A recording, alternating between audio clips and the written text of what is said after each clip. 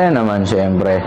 Kasi 1 year na akong kilala as Elvis Presley, and para sa akin lang ang shocking kasi ang bilis ng panahon. Parang kailan lang sa bahay lang ako kumakanta. Ngayon, nasa entablado na ako, nagpapasaya ng mga tao.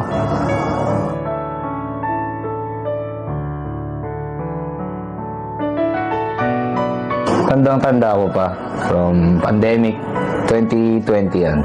Doon ko na-discover yung mga talagang oldies. Kasi nag-start naman ako nung may school pa. Nag-start pa naman ako kay Freddie and kay Elton John. Kilala ng karamihan yun. And yun na, nung pandemic, doon ako napunta sa 60s, 50s, and early 70s.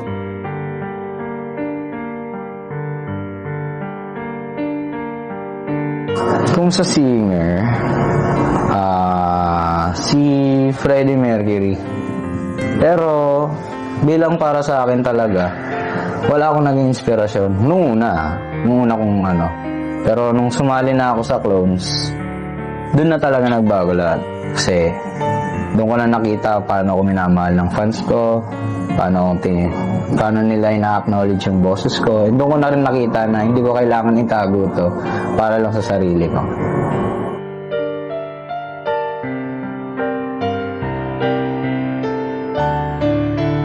Nung high school ako, grades 7 or 8 I think, yung kumanta sa flag ceremony yung soon to be friend ko, which is a brother of my friend nung senior high.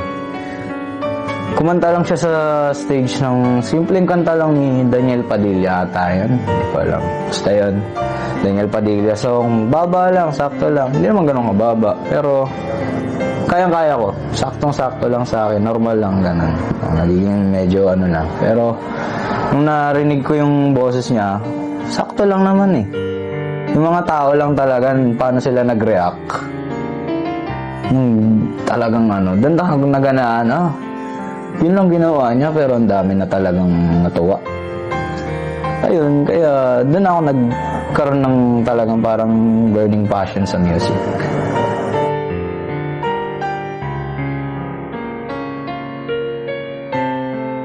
Nung high school ako, grade 8, yan, grade 8 ako nun, and flag ceremony namin, agang-aga, syempre, kakarating lang ng mga estudyante, halos lahat, nakapila kami doon, and umakyat to, may kaduit ata siya, o solo lang siya.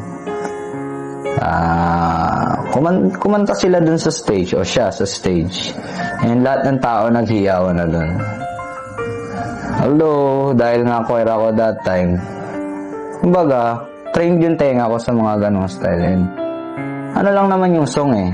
Malumanay lang. Pero, nagulat pa rin ako sa reaction ng mga tao. And doon ako nagkaroon ng inspiration na what if try ko rin kayang mag-start talagang mag-practice kumanta ng sa akin. Hindi galing sa choir kong pinanggalingan. Kumbaga, hanapin ko talaga yung style ng boses ko. And yun na yun day. Yun, doon na nagsimula talaga yung passion ko for music.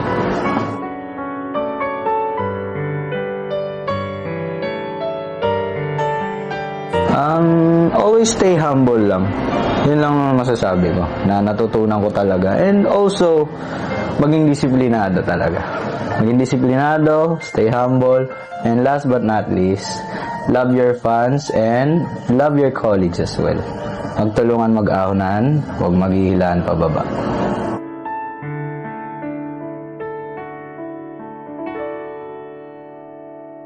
Yung first concert ko in December. Yung after concert na actually kasi doon na nagrambulan eh. Pero masaya.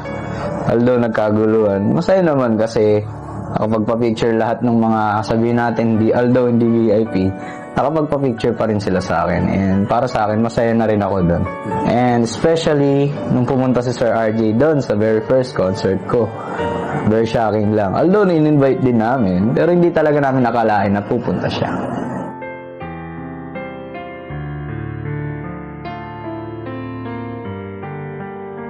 Yung hinuhusgahan ako ng mga tao na parang ganito gawin niya, dapat stay lang siya sa Elvis, dapat hindi ganito ganyan. Ganito dapat lang boses niya. Pero hindi naman nila alam paano ko ginagamit yung boses ko. Although, yes, medyo iba, discrimination na lang din sinasabi. Pero, tinitingnan ko lang yun as motivation to be better pa sa pagkanta ko and to explore more sa music.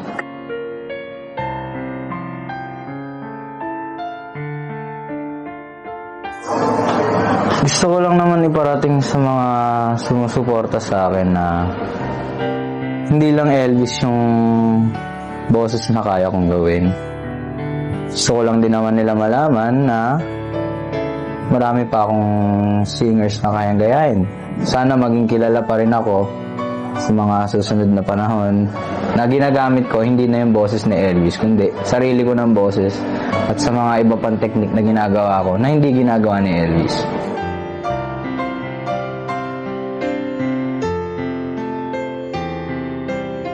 Sobrang halaga. Kung wala sila, wala ako. Yan laging paalala ko sa kanilang lahat.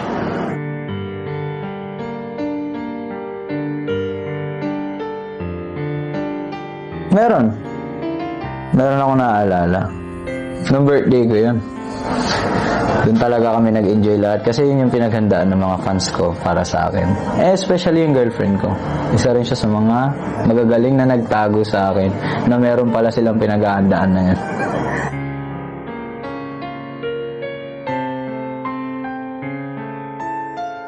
Lagi ko lang iniisip na may mas magaling sa akin. Kahit anong galing na sinasabi sa akin ng mga tao sa paligid ko or mga fans ko o supporters ko, yun pa rin lagi umiisip sa utak ko na sooner or later, sa ngayon lang ako lang yung nakikita niya pero magugulat na lang kayo biglang may susulpot yan. Kaya, I always stay myself on the ground to learn more and to practice more. Kasi, malalakihan ko naman yung ulo ko, hindi na ako magpa-practice nun. Mawawala na ako sa sarili ko. To the point, magiging stagnant na lang yung boses ko.